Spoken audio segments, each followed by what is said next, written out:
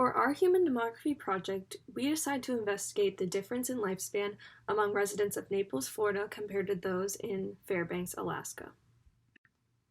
The question that we intended to answer by doing this experiment was whether people lived longer in Naples, Florida or in Fairbanks, Alaska. Our hypothesis was that people in Naples, Florida will have a longer lifespan than those in Fairbanks, Alaska. And this had a lot to do with the climate, as we found that Naples has more annual sunlight, which in turn means more vitamin D, and it's a lot warmer.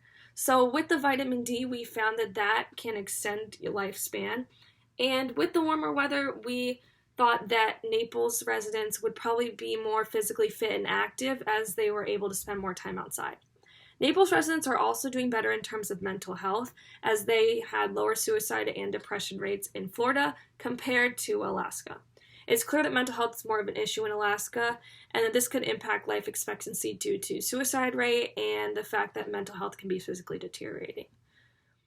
Lastly, according to the American Lung Association, Alaska is ranked the third highest for short-term particle pollution in the United States, and is said to, in general, have some of the worst air quality in the nation.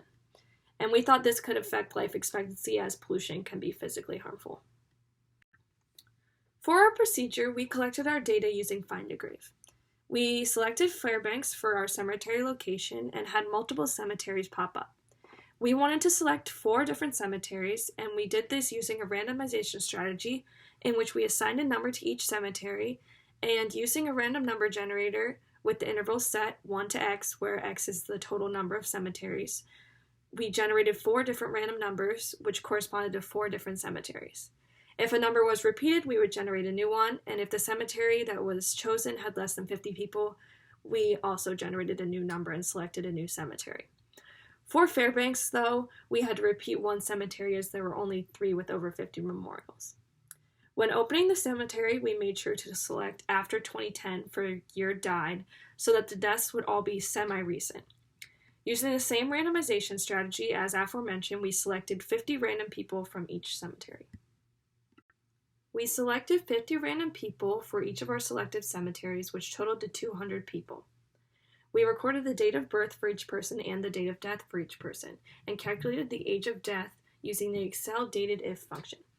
We grouped the ages into 5-year intervals and made a table with 2 separate columns, one with the age groups and one with the number of people dying in each age group. In the next column in this table, we calculated the probability of surviving to the start of each given age class, which is the LX value. We standardized this data per 1,000.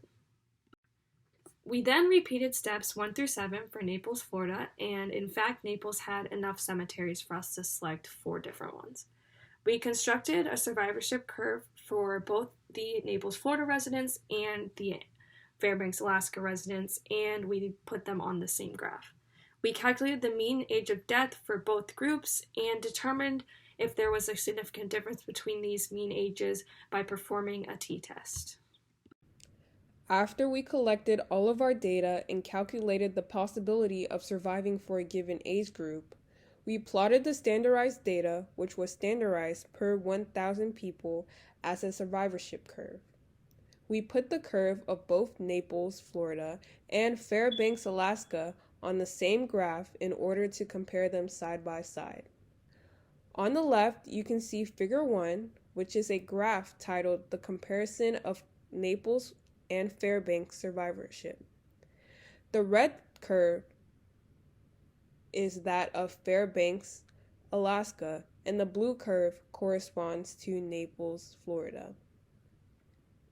From this figure, it can be noted that after the 46 to 50 age group, the curve for Fairbanks seems to decline at a faster rate than that of Naples. We also decided to show the data in a form of a table, as you can see on the right. Table 1, titled The Average Life Expectancy, shows that the average life expectancy of Naples, Florida is 81.31 years, whereas the average life expectancy of Fairbanks is 77.7 years. It can be noted that the average life expectancy of Fairbanks, Alaska, is lower than that of Naples, Florida. We then decided to test our data results using a t-test. We used a two-tailed t-test at a 95% confidence level to test whether or not the difference of average life expectancies of Naples, Florida and Fairbanks, Alaska is significantly different. Since it is at a 95% confidence level, alpha was set to 0.05. This means that if the p-value is less than 0.05, the difference is in fact significant. As you can see from the table, the p-value came out to be 0.031. In conclusion, as it was seen in the data, the average life expectancy varies between the two locations. The average life expectancy of Fairbanks, Alaska is lower than that of Naples, Florida. When comparing their survivorship curves side by side in Figure 1, it can clearly be seen that the curve for Fairbanks drops lower faster than the one for Naples. This can be indicative that, on average, people in Fairbanks start dying off at a younger age than people in Naples. When the t-test was run, a p-value of 0.031 was the result. The difference between the average life expectancies of Naples, Florida and Fairbanks, Alaska is significant if p is less than 0.05. Since 0.031 is less than 0.05, it can be concluded that the difference is in fact significant. Our hypothesis was that people in Naples, Florida will have a longer lifespan than those in Fairbanks, Alaska. According to the data, our results support our hypothesis. Some assumptions that were made are that these deaths were not for reasons like accidents, poisoning, or murder, but they were purely related to location and health. It is assumed that deaths were natural and not caused by man. Some sources of error are that we only pulled data from one website and from only a select few cemeteries in the area. Also, we only used data from those who died after 2010, which made our data pool smaller.